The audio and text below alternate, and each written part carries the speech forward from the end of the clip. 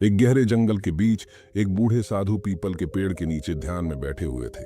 तभी एक युवक दौड़ता हुआ आया। उसके कपड़े मैले थे, चेहरे पर थकान और निराशा झलक रही थी। गुरुदेव, मेरी जिंदगी बर्बाद हो चुकी है। मैं जितनी मेहनत करता हूँ उतनी ही परेशानियां बढ़ती जाती हैं। मेरी किस्मत ही खराब है। क्या मेरे जीवन में कभी बदलाव आ सकता है? युवक ने हाँफते हुए पूछा। साधु ने धीरे से आंखें खोली। वह कुछ देर तक युवक को देखते रहे, मानो उसकी आत्मा को पढ़ रहे हों। फिर उन्होंने एक लंबी सांस ली और कहा, बदलाव हमेशा संभव है, लेकिन उसके लिए तुम्हें मेरी 5 बातें माननी होंगी। अगर तुमने इन्हें अपना लिया तो तुम्हारी किस्मत तुम्हारे काबू में होगी, लेकिन याद रखना, यह आसान नहीं होगा। युवक की आंखों में आशा की चमक लौट आई। उसने साधु के चरणों में गिरकर कहा, गुरुदेव, मैं आपकी हर बात मानने के लिए तैयार हूं। कृपया मुझे वह 5 बातें बताइए जो मेरी जिंदगी बदल सकती हैं। पहली बात, अपनी सोच को बड़ा करो। साधु मुस्कुराए। उन्होंने पास पड़ी एक लकड़ी उठाई और जमीन पर एक छोटी रेखा खींच दी।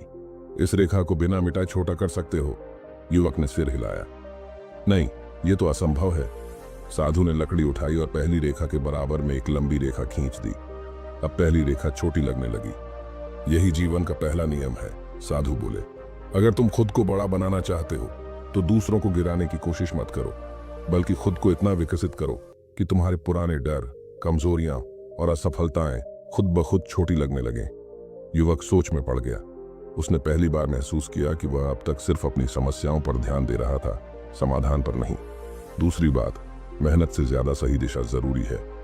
अगले दिन साधु ने युवक को जंगल में चलने को कहा। युवक आगे बढ़ा, लेकिन थोड़ी ही देर में वह एक घने कांटों वाले रास्ते में फंस गया। गुरुदेव, मैं बहुत मेहनत कर रहा हूं, लेकिन रास्ता सही नहीं दिख रहा, उसने हताश होकर कहा। साधु ने मुस्कुराकर कहा, यही तुम्हारी दूसरी सीख है। सिर्फ मेहनत करना काफी नहीं, बल्कि एक सही दिशा में मेहनत करना जरूरी है। गलत रास्ते पर जितना भी आगे बढ़ोगे उतना ही भटक जाओगे। अगर रास्ता खराब है तो रास्ते को बदलो, अपने गोल को नहीं। युवक समझ गया कि उसे केवल कठिन परिश्रम नहीं करना है, बल्कि यह भी देखना है कि वह किस दिशा में जा रहा है। तीसरी बात, सही संगत से किस्मत बदलती है। अगले दिन साधु ने युवक को नदी किनारे एक नाव में बिठाया और युवक से पूछा, क्या तुम्हें लगता है कि यह नाव तुम्हें किनारे तक ले जाएगी? हाँ गुरुदेव, यह नाव सही दिशा में बढ़ रही है, मैं किनारे तक पहुंच जाऊंगा, साधु बोले। और अगर नाव में छेद हो? युवक चौंक कर बोला, फिर तो यह डूब जाएगी, चाहे मैं कितना भी मेहनत करूं।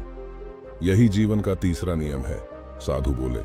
अगर तुम्हारी संगत सही नहीं है तो तुम चाहे जितनी भी मेहनत कर लो, सफलता नहीं मिलेगी। गलत लोग तुम्हें हमेशा नीचे ही गिराएंगे, इसलिए अपने आसपास उन्हीं लोगों को रखो जो तुम्हें आगे बढ़ने में मदद करें।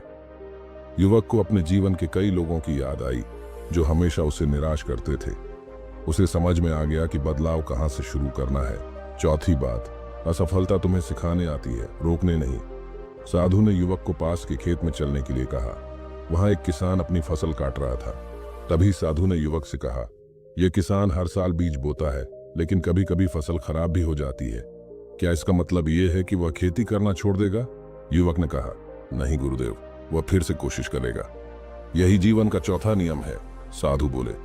असफलता का मतलब हार नहीं होता, यह सिर्फ एक पाठ होता है। जो लोग असफलताओं से सीखते हैं वे ही सफल होते हैं। सफल लोग कभी यह नहीं कहते कि मैं असफल हो गया, वह कहते हैं कि मैंने एक और तरीका ढूंढ लिया है जो सफल होने के लिए काम नहीं करता। युवक को अपनी पुरानी असफलताएं याद आईं। उसने महसूस किया कि वह हर बार हार मान लेता था, जबकि उसे उनसे सीखना चाहिए था। 5वीं बात, जब तक अपने ऊपर विश्वास नहीं करोगे कुछ नहीं बदल सकता। साधु ने युवक को नदी के किनारे ले जाकर कहा, इस पानी में अपनी परछाई देखो, क्या तुम्हें खुद पर विश्वास है कि तुम बदल सकते हो? युवक ने चुपचाप अपनी परछाई देखी। उसने खुद को पहले से अलग महसूस किया। साधु ने कहा, दुनिया का सबसे बड़ा झूठ यह है कि भाग्य पहले लिखा जा चुका है। सच तो यह है कि भाग्य वही बनाता है जो खुद पर विश्वास करता है।